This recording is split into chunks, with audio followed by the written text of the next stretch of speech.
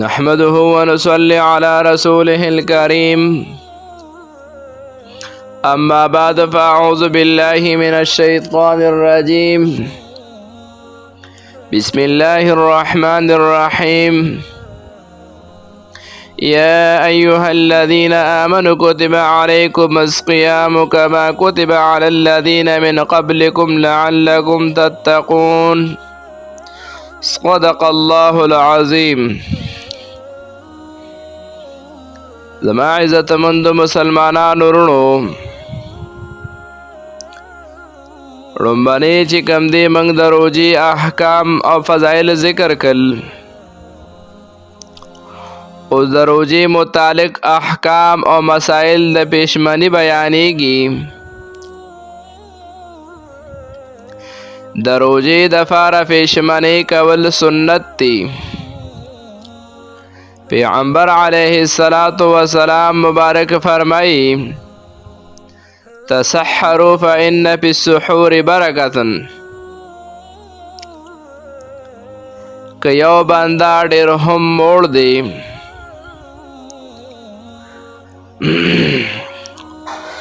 نو دله خوراک کول پکار دی د پیشمنی په ټیم کې. لکه پیغمبر علیه السلام مبارک وی پیشمنی کوي، په پیشمنی کې برکت دی. مثال په طور کې یو انسان ډېر هم موړ وي، خوراک کول نه غواړي، نو کم از کم د پیشمنی په ټیم کې یو کجوره دوه کجوره دی اخوري. که کجوره هم نه خوري نو یو ګوټ اوبه دي اوسکي، د پیشمنی ثواب به یې وشي. پیشمنی چې څومره تاخیر سره وشي نو دا به بهتر وي، خو دومره ناوخته هم نه چې صبح صادق وخت داخل شي او دی خوراک کوي، یا داسې وخت کې چې هغې کې شک شبه وي، یعنې سحر شوی به وي که لا سحر به نه وي، نو داسې وخت کې خوراک مه کوه.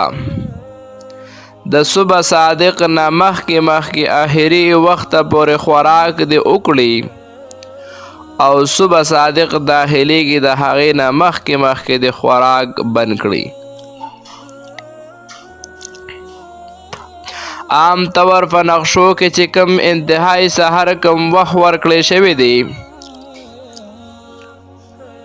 هغې پورې د خوراک کوي، او د هغې نه پس د بیا خوراک بند کړي. تقریبا 5-6 منټه چې پاتې وي اذان ته، نو د اذان نه 5-6 منټه مخکې خوراک اسکاک انسان بند کړي. اوس که یو انسان داسې دی چې هغه د اذان په وخت کې اوبه وڅښلي نو دا جایز نه دی. که چېرې په صحیح وخت باندې اذان ویل کېږي او چا په دغه وخت کې اوبه وڅښلي نو د دغې ورځې روژه ونه شوه، او که پته ونه لګېده که سبا او که نو بیا به احتیاطاً د دغې ورځې روژه نیسي.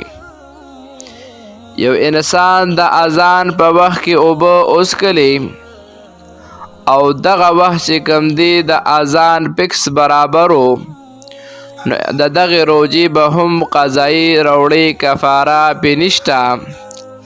او که یو انسان ته پته ونه لګېده چې سبا داخل شوی دی او که نه، نو د دغې ورځې روژې به احتیاطاً قضا راوړي. د روژې وخت د کوم وخت نه شروع کېږي؟ د روژې وخت د صبح صادق نه والې تر نمر ډوبېدو پورې دی، او د روژې دپاره پیشمنی کول مستحب دی. که یو بنده روژه ده او دا بنده په جنابت کې دی نو روژه یې صحیح کېږي، خو په داسې حالات کې وخت تېرول ګناه ده. که یو بنده ته د غسل ضرورت پیښ شوی دی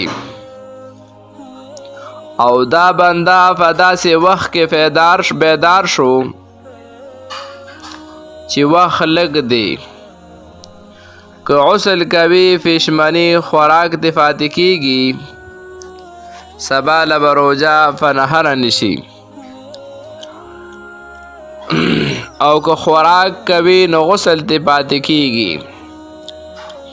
نو آیا په داسې وخت کې انسان له څه کول پکار دی؟ په داسې وخت کې انسان له خوراک څښاک پکار دی، او چې خوراک څښاک نه فارغ شي نو خیر دی بیا د غسل وکړي. خو دا مسله د مجبورۍ په حالات کې بیهیږي، بې اختیاره حالاتو کې بیهیږي.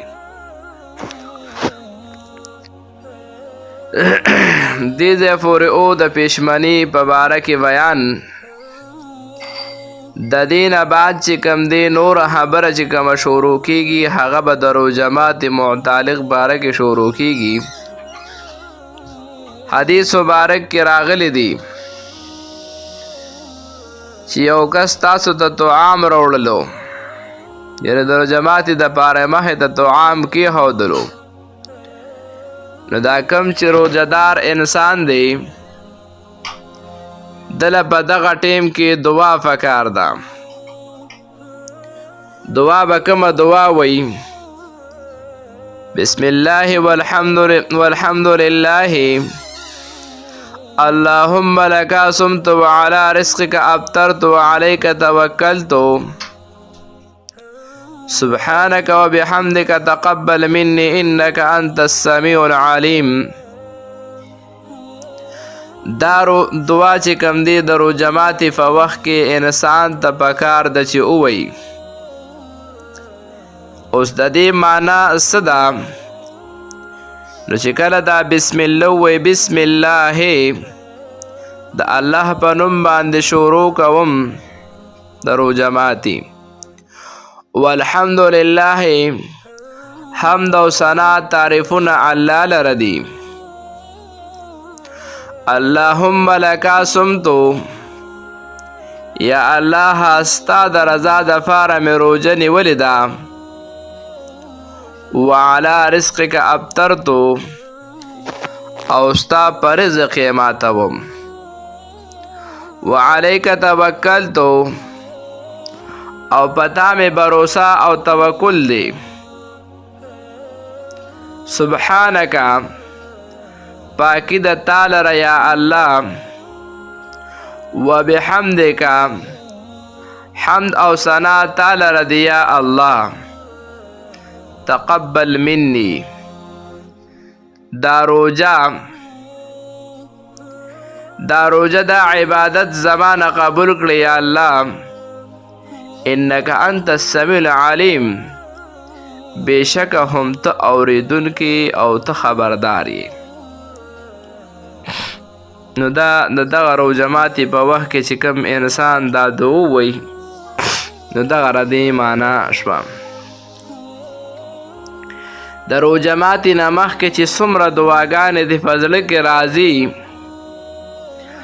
هغه دعاګانې که دنیاوي وي او که اخروي وي، هغه ټولې دعاګانې د الله رب العالمین نه وغواړه. دا د قبلېدو وخت دی. مخکې دعا وکړه، بیا روژه ماتې وکړه.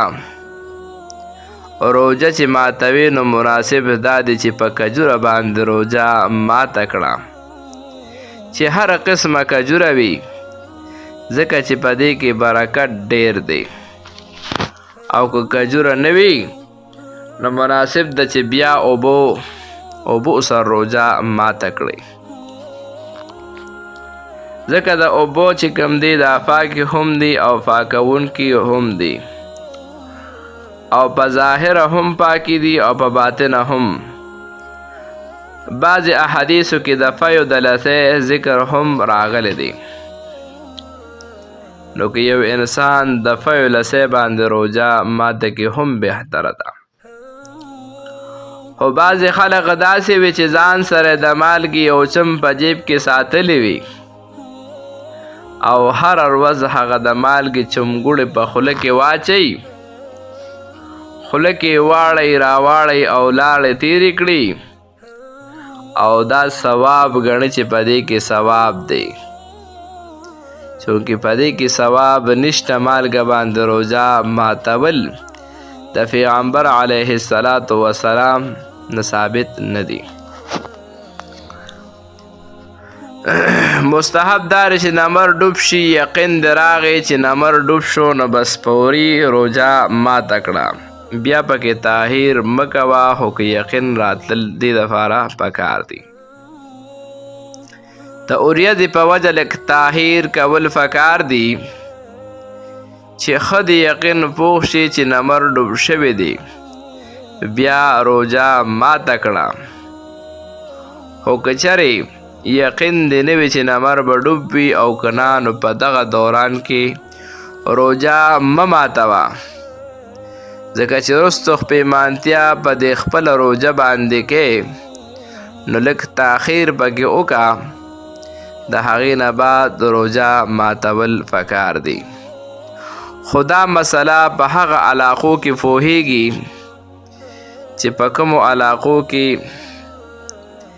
د اذان او د ګړۍ انتظام نه وي او په سپیکر وغیره باندې اذان نه کیږي، یا په سپیکر باندې اذان کیږي خو د هغې نه مساجد لرې وي، نو هغه ځای کې دا قسمه مسایل پوهیږي. نن سبا دور کې خو ګړۍ شته دي، خو هر انسان ته پکار دی چې یاره کم از کم د روژې دا پابندي په دې لحاظ سره وکړي چې سحر پیشمني کیږي نو پیشمني ټیم دی ګوري یو انتهایی سحر دی، یو اذان الفجر دی، نو په انتهایی سحر دی کم از کم خوراک سکاک پیشمني بندي، او اذان الفجر چې کم دی په دغه ټیم کې د خوراک سکاک نه کوي. دا 12-13 ګنټې ورځ انسان تیری نارا نهورا لوګه د الله رب العالمین د رضا دپاره تیری، نو کم از کم 15-16 منټه 10 منټه مخکې خوراک سکاک د اذان نه مخکې بندول پکار دی. دویم نمبر د ماښام د روژه ماتي په وخت کې د هم ځان سره په نقشه کې ټیم ګوري او د هغه ټیم مطابق دې روژه ماتي کوي.